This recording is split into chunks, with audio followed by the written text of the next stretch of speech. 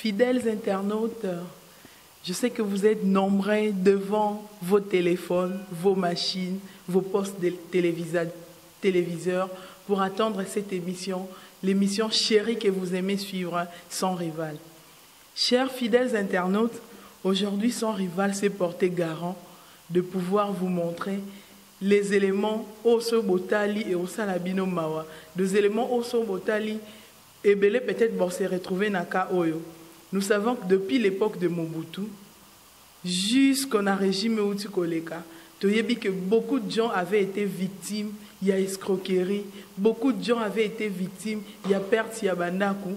Et je pense que Nabato Bazola Nabiso et Belé, peut-être si pas papa, si pas Yemoko, peut-être na famille, Bakutane Benakawana. Aujourd'hui, nous avons un cas comme ça. Il y a un monsieur, Onda Kubabotola qui est, et nous avons même des documents que nous allons vous balancer tout à l'heure. Vous verrez des documents, vous verrez même la maison. Et pour la raison, aujourd'hui, ce n'était pas important, Tolaxabino la personne, mais vous verrez la maison et aussi les documents. Ça fait très mal de voir qu'un Congolais a victime, il y a un thème congolais. Il y a pas mal d'antivaleurs, c'est pourquoi nous disons que Sans Rival jusque-là est la seule mission. Oyo, ezo la qui s'abisso antivaleurs, pe oyo meka pour soutenir chef de l'État na action nyon sazo sala. Nous nous revoyons après ces éléments, to balancer binobo mona, binomoko, nenge ba latin balobaka wer ba olat script amanu, bo mona binomoko nenge ba écrit ezali ba document signé depuis l'époque de Mobutu ti na régime Otoleka. Vous allez voir et nous nous revenons après. Des salutations à vous tous qui nous suivez de partout. Nous devons aider le chef de l'État.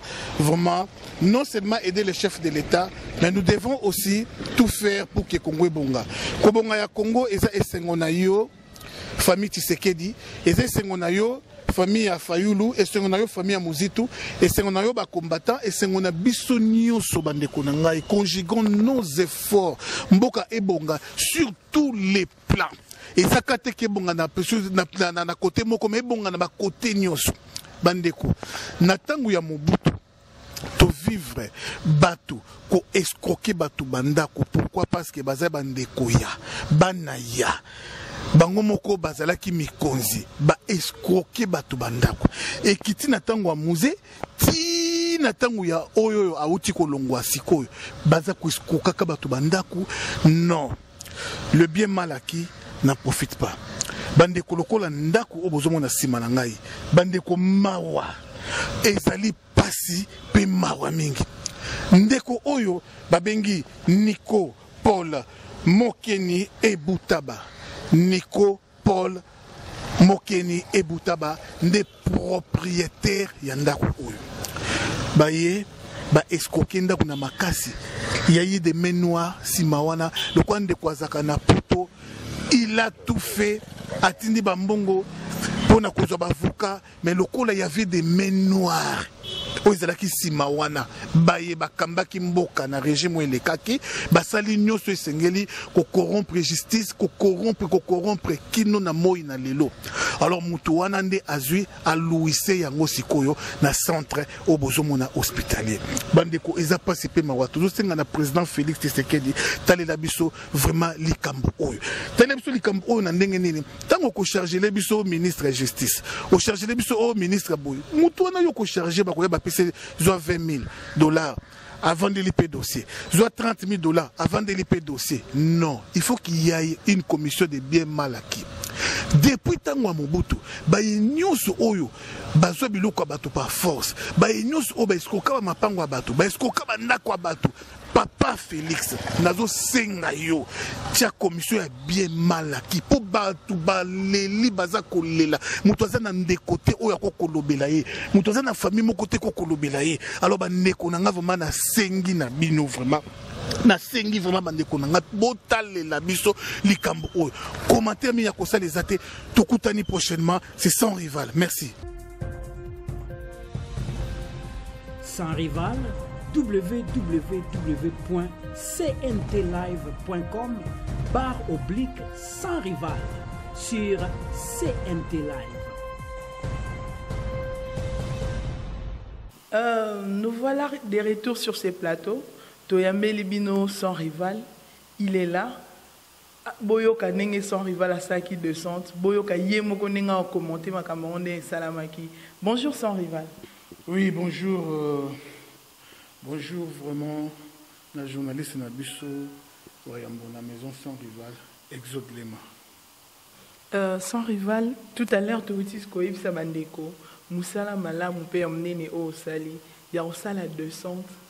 Na lupa on oyo kozala escroquer ningini mutuana zolela ningini mutuana la kisio même ba document authentique ya lupa wana mais nyonso salamaité il n'a pas pu récupérer sa parcelle oyeb sa bandeko nyinyo bazola na biso partout dans le monde. Bon, nous sommes dans les droits chemins dans ce que nous on fait, Exode. Je crois que tout ce qu'on fait, Zali, pour aider non seulement le chef de l'État, son Excellence le président Félix Tshisekedi, mais c'est aider aussi la nation. Batubele batomba victime makasi depuis temps ya Mobutu ya musée pena o mususu auti kolonga oyo. Pourquoi? Parce que ils est difficile yo o keno samba na riche olonga procès.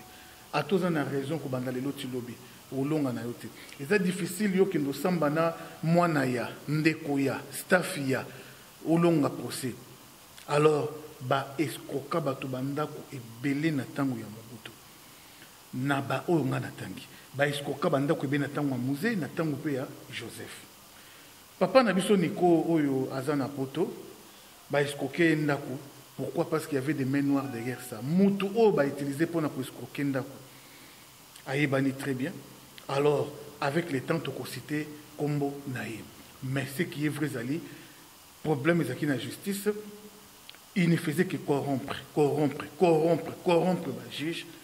Tina Soukaba peut ça comme on a raison. Pendant que le propriétaire a des documents authentiques. Il y a depuis tant Zahir, où son mandat qu'on est limité. Mais le coup là, bah homme fort bazaki na pays, bah on est basé pour influencer justice. Téléphone est là, ou les bapé ça y est raison, bapé c'est tort. N'engé bon moni le pangwa bato munene, mais bah confisquer mon nanko nyonso. Yango to leki. Pour nous, le président Félix, c'est que justice, dans l'état des d'autres communes, il faut reprendre les dossiers nyonso, ils maltraités. Les dossiers nyonso, vraiment, jugement dans les qui malamuté, qu'on reprendre yango. Alors, qu'on reprendre yango, c'est bien aussi, mais qu'on monte commission, moko équipe, moko ya enquête, ya makambo, ya audit, ya makambo bien malaki. C'est très important. Parce que justice, dans beaucoup de gens, corrompu. On est yébani na mutunyoso. Juge va payer $100,000. Banda musani na asomana lopangote. Mais à Monica $100,000, $50,000. À Rosala Moussala nae malamute. Alors vraiment ça fait mal, ça fait vraiment mal. Il y a mon un dossier où il y a papa Nico va répondre yango. Papa azonda kunae pour ba document nyonso vraiment ezali justifiable. Et non seulement dossier où il y a papa Nico, tout ça peut un dossier à maman bato mukolo. Maman ya bato mukolo to l'accès yango l'autre fois to l'accès ngo souci koyo ba escroc kayina kulo pengo ba zupi ba cheye libanda mama sala soki 2 ans soki 3 mois soki 6 mois libanda lokola shege maman zaki na ndaku na ye mobimba ba escroc yendako na lekisi de komoko na image ba ye ba témoignaki a lobby nango ba ye ba kangi bakangi ndeko wana bakotisi na kasho parce que moto sombaki ndako ana mbongo ana ba relation ana connaissance bakotisi na kasho bapesi condition de quoi mobola ya bato bapesi condition que avant babimisa ye asala contre asala démenti. Alors babimisi moyena quelque chose oyo akokosoma moi lipa moi secret moi provision allez asala démenti. Vous comprenez un peu tout dans le genre mboka nini. Ce sont des anti-voleurs que nous condamnons. Ce sont des anti-voleurs où tout ça côté les melaki na tango ya président Félix maman Denis Zozolanda ngai ba nyonso ba conseiller à président Bozolanda ngai cabinet ya président Bozolanda ngai. Nous ne voulons plus ce genre de pratiques au Salema na tango Mobutu na tango musée na tango Joseph et zonga lisusu lelo oyo. Alors pour tout le monde qui est na tout zonga na zéro, c'est-à-dire mutunus oba escoka ndaku. Asa sûr qu'ils ont ndaku na yeba escoka. Benga sans rival na numéro oyo 00243 85 5 771 771. Benga tous un avocat tous à blindé, vraiment, tous à l'investigation, et puis, tu continues à dossier. Tina Souka, maison sans rival des accords des Républiques démocratiques du Congo, Namasolo, il y a bien mal acquis. Nous sommes là. Tous allez commission établie pour na bien mal acquis. Des connus sur les escroquailles ndaku. Les escroquailles loko bolikolo ya, azalaki ndeko ya, azalaki camarade ya, azalaki staff ya. Benga sans rival, vraiment cette fois-ci, qui Salomé Banda, Ndebabakana, qui Congo, Moussa Bandi. Ah oui, qui Salomé Banda, Waneza message sans rival à lancer. Et Bandeko Nengiboyo qui sans rival, la maison sans rival est vraiment prête à vous aider, à vous accompagner même pour na kobanda lelo ndenge ba yibanda ku ti lobi ndenge mutu nyonso yeba ko récupérer ndaku na ye. Le chef de l'État a vu message, ba conseiller ba vu message, tout le monde, même ministère et justice, même ba au baza ko travailler nuit et jour pour nous nuire Batou. Je pense que Bazu message n'a pas sans rival. Un dernier mot parce que tu as dit que si tu es en état de droit, tu as dit qu'il y a une commission déjà établie au Ezoland de la Nyon Sueza et Malaki, au Ezo mettre des côtés anti-valeur, au Ezo mettre des côtés trafic d'influence sans rival Yoro Lobanini. Dans les ghettos martelé moi qui avant de clore émission sur les trafics d'influence. Alors, dans ce nouveau régime de trafic d'influence, voilà pourquoi le président, son excellence, Maboko Pembe, a yibate, a bomate, a escroquate.